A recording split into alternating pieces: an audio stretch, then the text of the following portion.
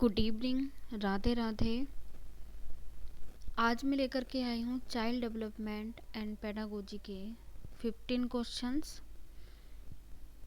Previous years में जो आए हुए हैं। ये सी टेट का जो प्रीवियस ईयर सॉल्व पेपर होता है उसके ये क्वेश्चन हैं जो प्रीवियस ईयर्स में आए हुए हैं सीडीपी के। तो आज हम इन क्वेश्चंस को देखेंगे। आज मैंने 15 क्वेश्चंस लिए हैं, तो चलिए हम स्टार्ट करते हैं। आज का हमारा पहला क्वेश्चन है, प्राथमिक स्तर पर एक शिक्षक में निम्न में से किसे सबसे महत्वपूर्ण विशेषता मानना चाहिए। ऑप्शन ए है धैर्य और दृढ़ता। ऑप्शन बी है शिक्षण पद्धतियों और विषयों के ज्ञान में दक्षता। ऑप्शन सी है अतिमानक भाषा में पढ़ाने में दक्षता। और डी है पढ़ाने की उत्सुकता। तो प्राथमिक स्तर पर एक शिक्षक में निम्न में से किसे सबसे महत्वपूर्ण विशेषता मानना चाहिए। एक शिक्षक में क्या होना चाहिए? तो एक शिक्षक में option number A is right answer, धैर्य और दृढ़ता।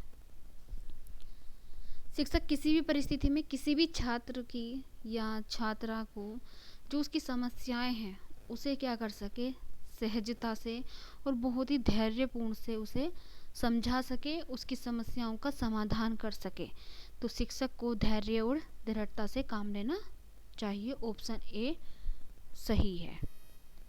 सेकंड क्वेश्चन है, एक शिक्षक अपने लोकतांत्रिक स्वभाव के कारण विद्यार्थियों को पूरी कक्षा में कहीं भी बैठने की अनुमति देता है। कुछ शिक्षार्थी एक साथ बैठते हैं और चर्चा करते हैं या सामूहिक पठन करते हैं। कुछ चुपचाप बैठकर अपने आप पढ़ते हैं। एक अभिभावक को यह पसंद नहीं आता। इस स्थिति से निपटने का निम्न में से कौन सा तरीका सबसे बेहतर हो सकता है? ये पेडागोजी का क्वेश्चन है। तो इसके ऑप्शन है, अभिभावकों को प्रधानाचार्य से अनुरोध करना चाहिए कि वे उनके बच्चे का अनुभाग बदल दे। क्या ये ऑप्शन सही होगा? नहीं। बी ऑप्शन है, अभिभावकों को शिक्षक पर विश्वास व्यक्त करना चाहिए और शिक्षक के साथ समस्या पर चर्चा करनी चाहिए। सी है, अभिभावकों को उस विद्यालय से अपने बच्चे को निकाल लेना चाहिए। अभिभावकों को प्रधानाचार्य से शिक्षक की शिकायत करनी चाहिए। तो हमारा ऑप्शन होगा बी, जो पेरेंट्स हैं उन्हें शिक्षक पर विश्वास व्यक्त करना चाहिए और शिक्षक के साथ समस्या पर चर्चा करनी चाहिए। अगर वो अपने बच्चे का अनुभाग बदलवा देंगे उससे भी कुछ नहीं होगा, विद्यालय से अपने बच्चे को निकाल लेंगे उससे भी कुछ नहीं होगा, और प्रधानाचार्य से शिक्षक की शिकायत करेंगे तब भी कुछ नहीं होगा।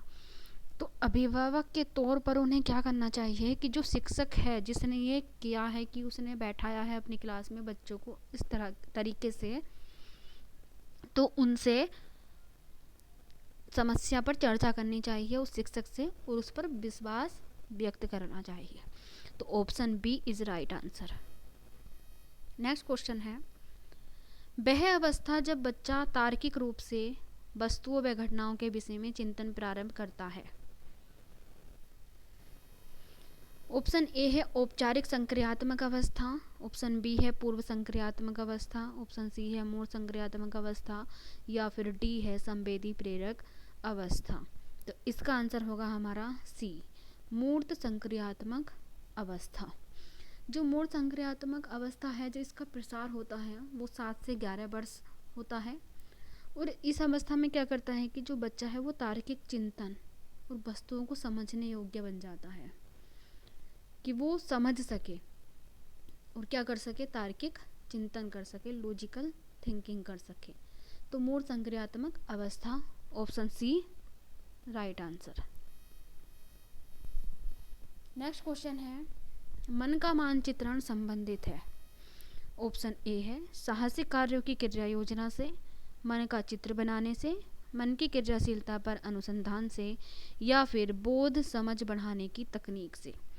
तो क्वेश्चन नंबर 4 का ऑप्शन होगा सी इज राइट आंसर, मन की क्रियाशीलता पर अनुसंधान से। किसी कार्य को करने से पहले अगर हम कोई कार्य करना चाहते हैं और किसी कार्य को करने से पहले उसकी एक रूपरेखा अपने मन में बना ले, तो ये क्या होगा, मन का मानचित्रण होगा। आपने देखा होगा कि कभी हम कोई वर्क करते हैं तो हम अपने मन में ही चिंतन करते हैं कि हम पहले ऐसे करेंगे, उसके बाद ये करेंगे। तो ये सब क्या है, मन का जो है मानचित्रण है। नेक्स्ट क्वेश्चन है हमारा, विशेष रूप से प्राथमिक स्तर पर विद्यार्थियों की सीखने संबंधी समस्याओं को संबोधित करने का सबसे बेहतर तरीका है। जो विद्यार्थियों के सीखने संबंधी समस्याएं हैं उन्हें संबोधित हम कैसे कर सकते हैं, सबसे बेहतर तरीका कौन सा है? ए है महंगी और चमकदार सहायक सामग्री का प्रयोग करना। नहीं, महंगी और चमकदार सहायक सामग्री का यूज क्यों करेंगे हम? बी है सरल और रोचक पाठ्य पुस्तकों का प्रयोग करना। सरल और रोचक जो पाठ्य पुस्तक हैं, क्या वो सबसे बेहतर तरीका होगा? नहीं। सी है कहानी कथन पद्धति का प्रयोग करना। कहानी कह दिया, कथन कह दिया, ये पद्धति इतनी बेहतर नहीं है। ऑप्शन डी है क्षमता के अनुरूप विभिन्न शिक्षण पद्धतियों का प्रयोग करना।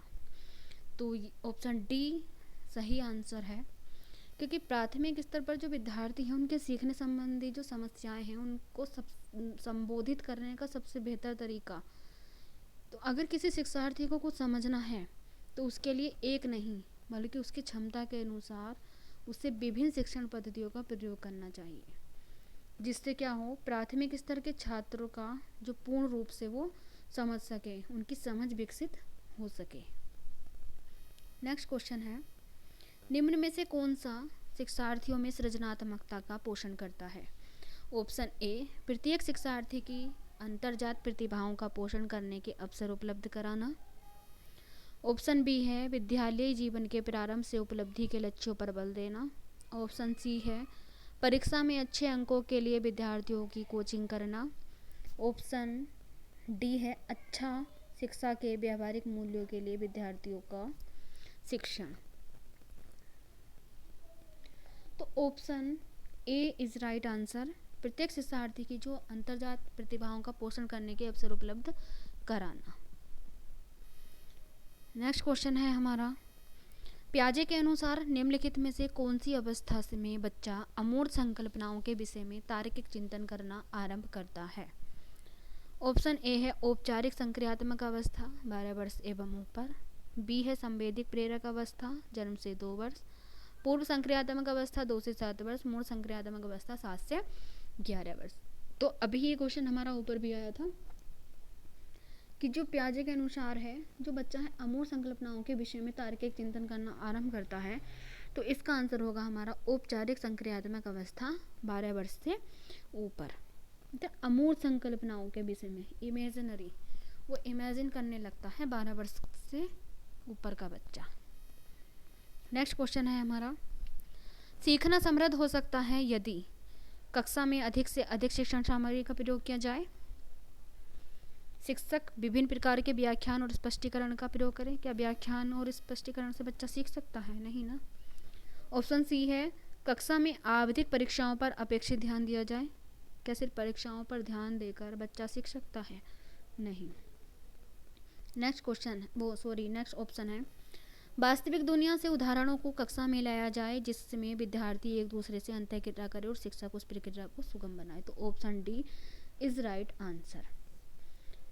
जब शिक्षक कोई भी बाहरी दुनिया के उदाहरणों को कक्षा में लाता है और बच्चे उसे एक दूसरे से अंतःक्रिया करके सीखते हैं, तो बच्चे का जो है वो बाहरी जो वातावरण के उदाहरण लिए हुए हैं वो बच्चे ने पहले ऑब्जर्व किए हैं, उसने देखे हैं, तो वो जो शिक्षक है उसे ज़्यादा अच्छे से समझा सकता है उन उदाहरणों के माध्यम से। नेक्स्ट क्वेश्चन है, निम्न में से कौन से कथन को सीखने की प्रक्रिया की विशेषता नहीं मानना चाहिए? सीखना एक व्यापक प्रक्रिया है। सीखना लक्ष्योन्मुखी होता है। अनधिगमक भी सीखने की प्रक्रिया है। शैक्षिक संस्थान ही एकमात्र स्थान जहाँ अधिगम प्राप्त होता है। तो शैक्षिक संस्थान ही एकमात्र स्थान है जहाँ अधिगम प्राप्त होता है? नहीं। तो इसका आंसर होगा हमारा डी। इसमें पूछा है विशेषता नहीं मानना चाहिए, तो ऑप्शन डी। क्या शैक्षिक संस्थान ही एकमात्र स्थान है जहाँ अधिगम प्राप्त होता है? नहीं। और बहुत सारे ऐसे हैं जहाँ पर कि हम शिक्षा सीख सकते हैं अपने समाज में, परिवार में। केवल शैक्षिक संस्थान ही एकमात्र स्थान नहीं है, तो हमें इसकी विशेषता नहीं मानना चाहिए। डी को। नेक्स्ट क्वेश्चन है, 5वीं कक्षा की दृष्टिबाधित विद्यार्थी के माता पिता और मित्रों द्वारा उसे दैनिक कार्यों को करने में सहायता की जानी चाहिए। ऑप्शन बी है के साथ कक्षा में सामान्य रूप से व्यवहार किया जाना चाहिए और श्रव्य सीडी के माध्यम से सहायता उपलब्ध कराई जानी चाहिए। ऑप्शन सी है के साथ कक्षा में विशेष व्यवहार किया जाना चाहिए। डी है को निचले स्तर के कार्य करने की छूट मिलनी चाहिए। तो क्वेश्चन नंबर 10 का हमारा जो आंसर होगा वो होगा ऑप्शन नंबर बी। उसके साथ हमें करना क्या चाहिए कि सामान्य रूप से तो व्यवहार किया जाना चाहिए और जो श्रव्य होता है, सुनने वाली जो सीडी है, उनके माध्यम से उसे सहायता उपलब्ध कराई जानी चाहिए। नेक्स्ट क्वेश्चन है हमारा, निम्न में से कौन सा बच्चे की सामाजिक मनोवैज्ञानिक आवश्यकताओं के साथ संबंध नहीं है? संवेगात्मक सुरक्षा की आवश्यकता, शरीर में अपशिष्ट पदार्थों का नियमित रूप से बाहर निकलना, सानिध्य की आवश्यकता या सामाजिक अनुमोदन अथवा सराहना की आवश्यकता। तो क्वेश्चन नंबर 11 का हमारा ऑप्शन बी सही होगा, शरीर से अपशिष्ट पदार्थों का नियमित रूप से बाहर निकलना। ये बच्चे की सामाजिक मनोवैज्ञानिक अवस्थाओं के साथ संबंध नहीं है। ये हमारा किससे निकलना है कि ये जो है नियमित रूप से बाहर निकलना एक शारीरिक आवश्यकता है हमारी, ना कि कोई सामाजिक मनोवैज्ञानिक आवश्यकता है। ये कैसी आवश्यकता है हमारी? शारीरिक। नेक्स्ट क्वेश्चन है, वह कौन सा स्थान है जहां बच्चे के संज्ञानात्मक विकास को सबसे बेहतर तरीके से परिभाषित किया जा सकता है? ऑप्शन ए है विद्यालय एवं कक्षा पर्यावरण, ऑप्शन बी है सभागार, ऑप्शन सी है घर, खेल का मैदान। तो जो बच्चे का बेहतर तरीके से परिभाषित किया जा सकता है संज्ञानात्मक विकास को, तो ऑप्शन ए होगा हमारा विद्यालय एवं कक्षा पर्यावरण। नेक्स्ट क्वेश्चन है हमारा, को एक अभिप्रेरित शिक्षण का संकेतक माना जाता है? शिक्षक द्वारा दिया गया उपचारात्मक कार्य, विद्यार्थी द्वारा प्रश्न पूछना, कक्षा में एकदम खामोशी, कक्षा में अधिकतम उपस्थिति। तो इसका हमारा ऑप्शन नंबर बी सही होगा, विद्यार्थियों द्वारा प्रश्न पूछना। अभिप्रेरित शिक्षण का संकेतक हम किसे मानेंगे कि जब विद्यार्थी क्लास में हमसे प्रश्न पूछे, अपनी कक्षा में वो शिक्षक से प्रश्न पूछे, तो हम समझेंगे कि वो अभिप्रेरित शिक्षण का संकेतक है। नेक्स्ट क्वेश्चन है हमारा, निम्न में से कौन सा बुद्धिमान बच्चे का लक्षण नहीं है? वह जो प्रवाहपूर्ण एवं उचित तरीके से संप्रेषण करने की क्षमता रखता है, वह जो अमूर्त रूप से सोचता है, वह जो नए परिवेश में स्वयं को समायोजित कर सकता है, ऑप्शन डी है वह जो लंबे निबंधों को बहुत जल्दी रटने की क्षमता रखता है। तो बुद्धिमान बच्चे का लक्षण नहीं है, हमसे पूछा है नहीं है, तो ऑप्शन नंबर डी होगा, वह जो लंबे निबंधों को बहुत जल्दी रटने की क्षमता रखता है, ये बुद्धिमान बच्चे का लक्षण नहीं है। नेक्स्ट क्वेश्चन है हमारा, बच्चे दुनिया के बारे में अपनी समझ का सृजन करते हैं, इसका श्रेय को जाता है? पैवलोव को, कोहलबर्ग को, स्किनर को या प्याजे को? तो बच्चे दुनिया के बारे में अपनी समझ का सृजन करते हैं और सृजन से ही आप समझ सकते हैं सृजनात्मकता, कोग्निटिव। तो ये किसने दिया था? प्याजे ने। तो आज के ये 15 क्वेश्चंस थे जो प्रीवियस ईयर्स एग्ज़ाम में आए हैं सीटेट के। सीटेट के शायद 2011 में आए हुए प्रश्न हैं ये, और जो आपका आने वाला सीटेट है उसके लिए बहुत ही इम्पोर्टेंट क्वेश्चंस हैं। तो आप ज़रूर देखना इन क्वेश्चंस को, और आपकी क्लास कैसी लगी कमेंट करना और शेयर करना और मेरे चैनल को सब्सक्राइब करना। Thank you for watching.